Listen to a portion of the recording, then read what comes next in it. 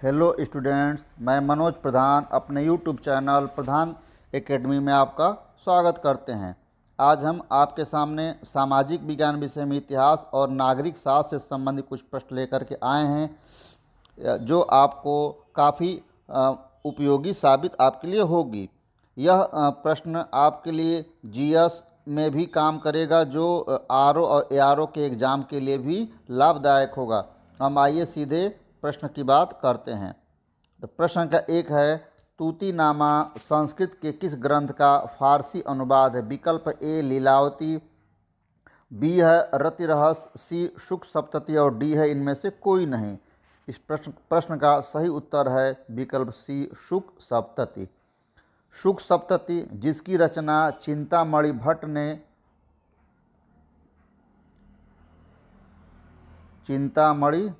भट्ट ने की थी।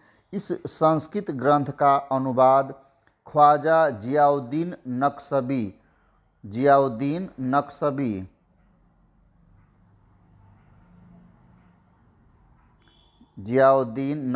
ने की थी। जियाउद्दीन नक्शबी ने तूतीनामा नाम से शुक सप्तति का फारसी अनुवाद किया था।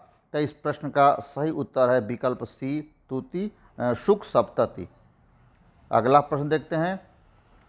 दिल्ली में खैरुल मनाजिल की स्थापना किसने की थी? विकल्प है ए गुलबदन बेगम, बी नूरजहां, सी माहम अनगा और डी हमीदा बानो बेगम। इस प्रश्न का सही उत्तर है विकल्प सी माहम अनगा। दिल्ली में माहम अनगा ने खैरुल मनाजिल नाम से एक मदरसा बनाया था। और माहम अनगा कौन थी? यह अकबर की धाय माँ थी। माहम अनगा अकबर की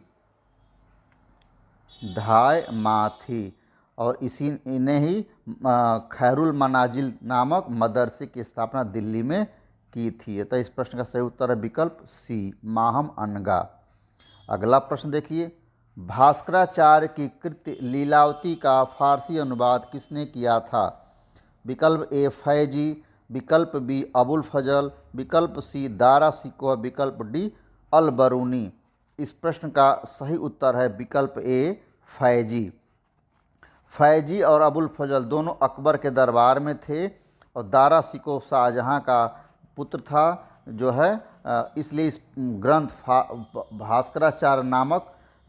भास्कराचार्य की कृति जो लीलावती है, इसका फारसी अनुवाद अकबर के दरबार में रहते हुए फैजी ने किया था। अतः इस प्रश्न का सही उत्तर है विकल्प ए फैजी। जबकि अल बरूनी जो है यह महमूद गजनवी के समय में भारत आया था। अगला प्रश्न देखिए।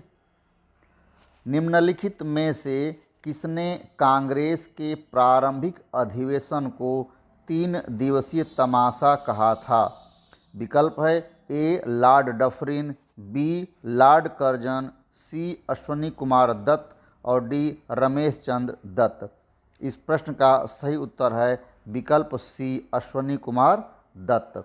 अश्वनी कुमार दत्त ने कांग्रेस के अधिवेशनों पर कटाक्ष करते हुए उन अधिवेशनों को 3 दिवसीय तमाशा कहा था। 3 दिवसीय इसलिए कहा था क्योंकि कांग्रेस का अधिवेशन 3 दिनों तक चलता था। इस प्रश्न का सही उत्तर है विकल्प सी अश्वनी कुमार दत्त। अगला प्रश्न देखिए। निम्नलिखित में से किसने यह कहा था कि भारतवासी किसी संविधान पर एकमत होने में असमर्थ हैं? विकल्प है A Lord Irwin, B Simon, C Lord reading और डी बर्किनहेड। इस प्रश्न का सही उत्तर है विकल्प डी बर्किनहेड। भारत में जब साइमन कमीशन आया था तो संविधान बनाने की जब बात हुई थी तो बर्किनहेड ने भारतीयों को चुनौती दिया था कि वो अपना संविधान बना करके दिखाएं। तब 1928 में भारत में एक कमेटी बनी थी जिस पर जो संविधान मोतीलाल नेहरू की अध्यक्षता में जिस पर संविधान बनाने की बात हुई थी। तो इस प्रश्न का सही उत्तर हुआ विकल्प डी बर्किनहेड। अगला प्रश्न देखिए। भारत में प्रागैतिहासिक मानव का प्राचीनतम जीवाश्म किस स्थान से मिला है? विकल्प है भीमबेटका, सरायनाहर, हथनौरा, महादहा। इस प्रश्न का सही उत्तर है विकल्प सी, हथनौरा। हथनौरा मध्य प्रदेश के होशंगाबाद जिले में स्थित है। होशंगाबाद जिले।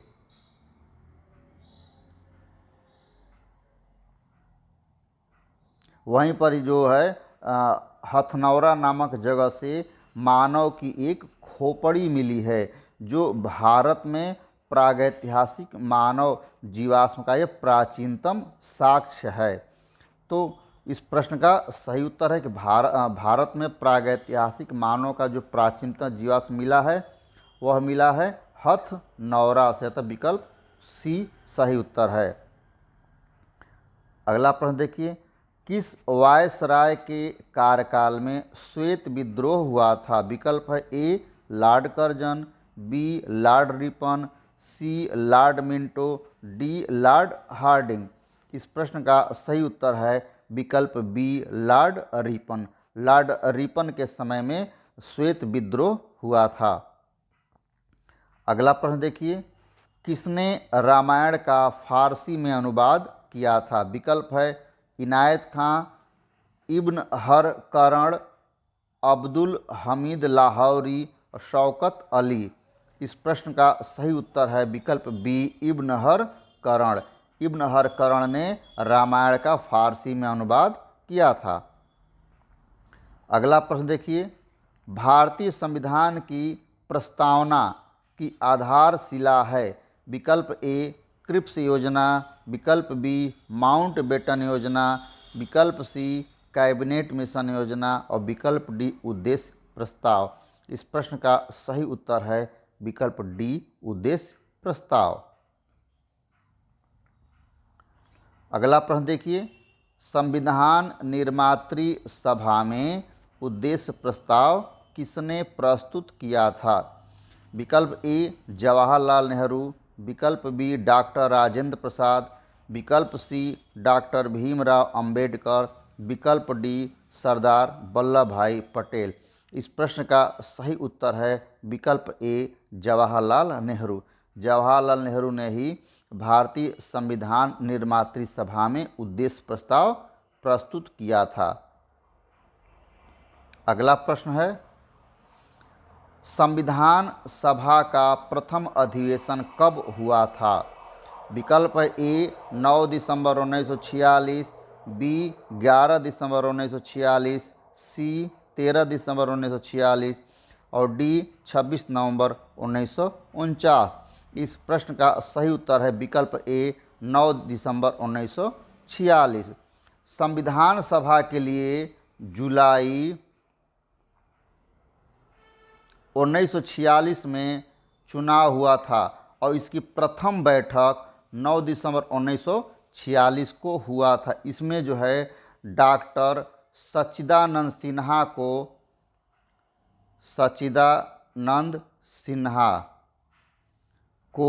अस्थायी अध्यक्ष बनाया गया था।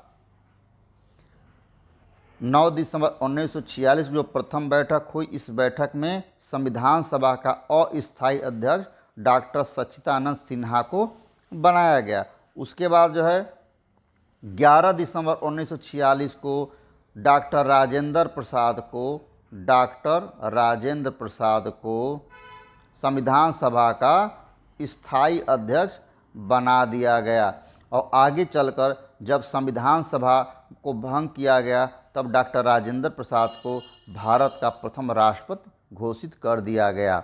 जब प्रश्न पूछा जाए कि संविधान सभा का अस्थायी अध्यक्ष कौन था, तो उत्तर होगा डॉक्टर सच्चिदानंद सिन्हा, जो 9 दिसंबर 1946 को जिनको बनाया गया था।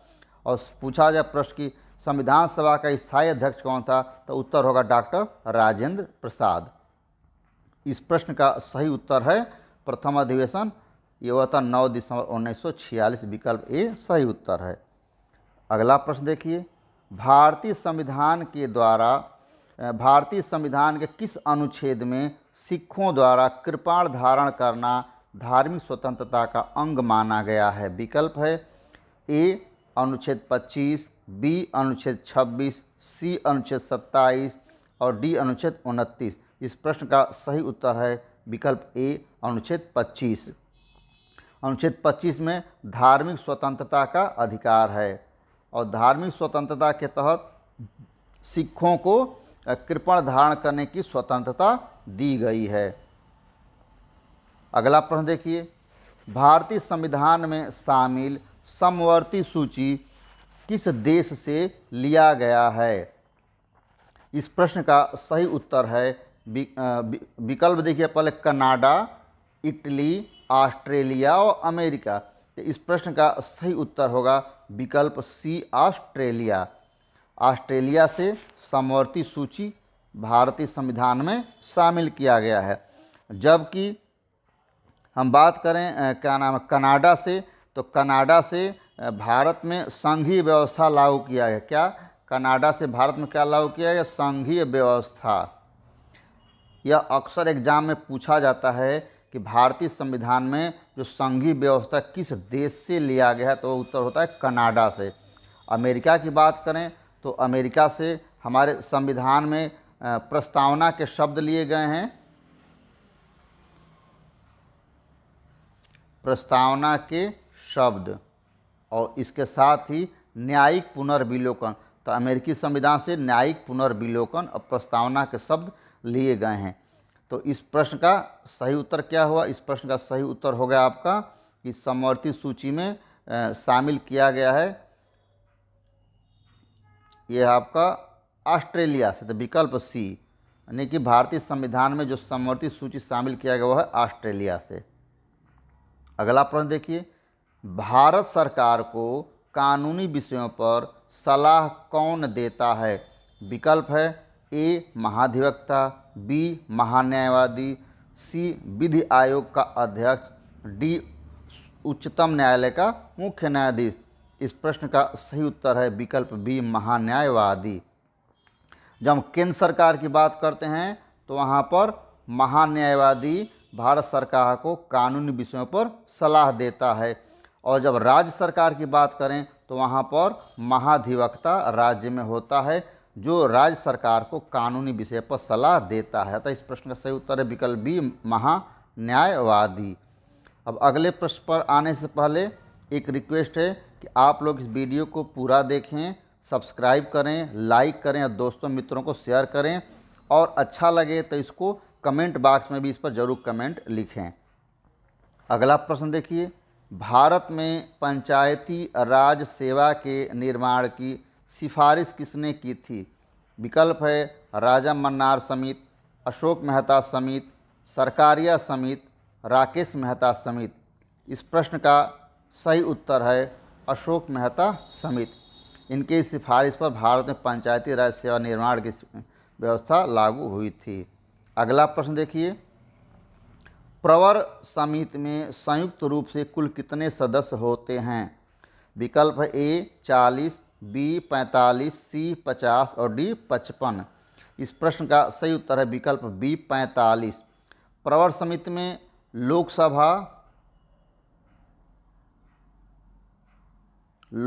से जो है लोकसभा से 30 लोग और 30 और राज्यसभा से 15 लोग, और राज्यसभा से कितने 15 लोग प्रवर समिति में होते हैं। यानी कि लोकसभा की हम बात करें, पूछा जाए कि प्रवर समिति में लोकसभा से कुल कितने लोग जाते हैं, तो लोकसभा कुल 30 सदस्य प्रवर समिति में जाते हैं और राज्यसभा से कुल 15 सदस्य प्रवर समिति में होते हैं। इस प्रकार से संयुक्त रूप से प्रवर समिति में कुल 45 लोग होते हैं, इसलिए इस प्रश्न का सही उत्तर है विकल्प बी 45। अगला प्रश्न देखिए, निवारक निरोध का विषय किस सूची में वर्णित है? विकल्प है ए संघ सूची, बी राज्य सूची, सी समवर्ती सूची, डी इनमें से कोई नहीं। इस प्रश्न का सही उत्तर है विकल्प सी समवर्ती सूची। निवारक निरोध समवर्ती सूची का विषय है, और समवर्ती सूची क्या होता है? वह सूची जिसके विषय पर केंद्र और राज्य दोनों कानून बनाते हैं, लेकिन अगर उन दोनों के कानून में किसी प्रकार का गतिरोध है तो केंद्र के द्वारा बनाया गया कानून प्रभावी होता है। और संघ सूची क्या है? इसमें शामिल विषयों पर केंद्र कानून बनाता है। राज्य सूची क्या है? इसमें शामिल विषयों पर राज्य कानून बनाता है। और समवर्ती सूची क्या है? समवर्ती सूची में इन दोनों कानून बनाते हैं, लेकिन उसी का कानून प्रभावित होगा उस कंडीशन में जब दोनों के द्वारा बनाए कानून में किसी प्रकार का कोई गतिरोध होता है। तो इसलिए इस प्रश्न का सही उत्तर है विकल्प सी, समवर्ती सूची। अगला प्रश्न देखिए, वर्तमान में सुप्रीम कोर्ट में न्यायाधीशों की कुल संख्या कितनी है? विकल्प 31, 32, 33, 34। इस प्रश्न का सही उत्तर है विकल्प डी, 34। 33 प्लस 1 यानी कि 33 जो है न्यायाधीश और 1 जो है CJI यानी चीफ जस्टिस ऑफ इंडिया, यानी कुल मिलाकर के सुप्रीम कोर्ट में 34 न्यायाधीश इस समय हैं। इसलिए इस प्रश्न का सही उत्तर है विकल्प डी, 34। अगला प्रश्न देखिए, वर्तमान में भारत में कुल कितने हाई कोर्ट हैं? विकल्प है ए 22, बी 23, सी 25 और डी 26। इस प्रश्न का सही उत्तर है विकल्प ए 25। भारत में इस समय कुल 25 हाई कोर्ट हैं। अगला देखिए प्रश्न, भारतीय संविधान की प्रस्तावना की विशिष्ट भाषा किस देश से लिया गया है? विकल्प A Australia, B America, C Germany और डी कनाडा। इस प्रश्न का सही उत्तर है विकल्प ए ऑस्ट्रेलिया। ऑस्ट्रेलिया के संविधान से ही भारत की संविधान की प्रस्तावना में विशिष्ट भाषा लिया गया है। तो इस प्रश्न का सही उत्तर हो गया ऑस्ट्रेलिया। इसके साथ ही समवर्ती सूची भी ऑस्ट्रेलिया से लिया गया है। समवर्ती सूची लिया गया ऑस्ट्रेलिया से लिया गया है।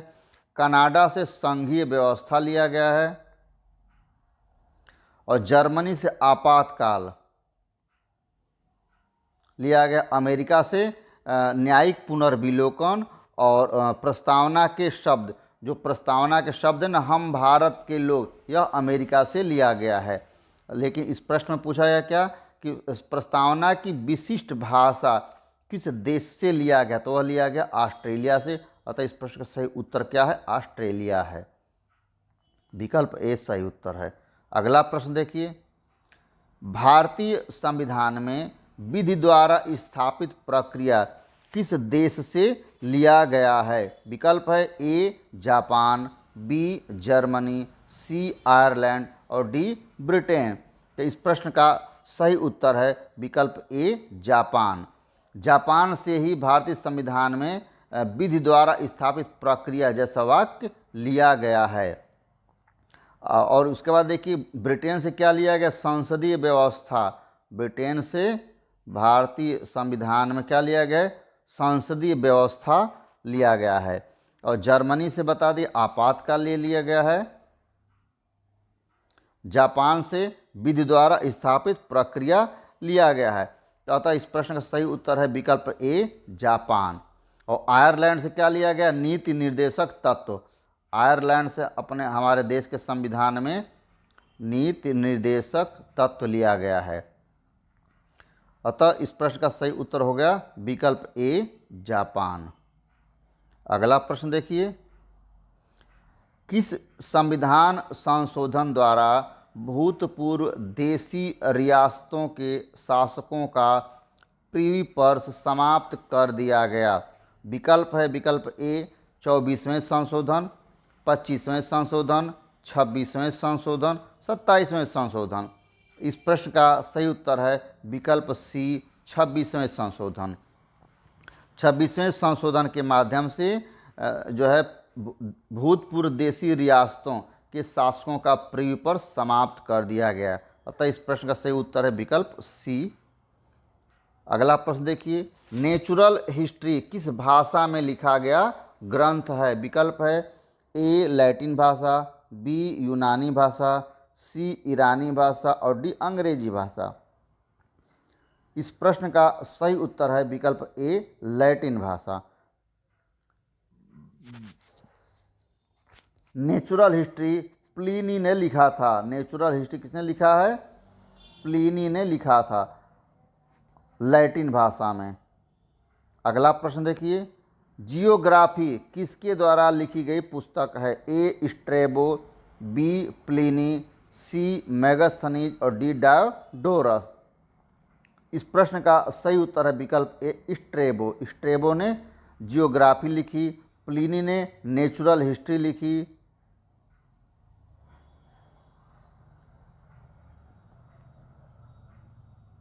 मेगास्थनीज ने इंडिका लिखी।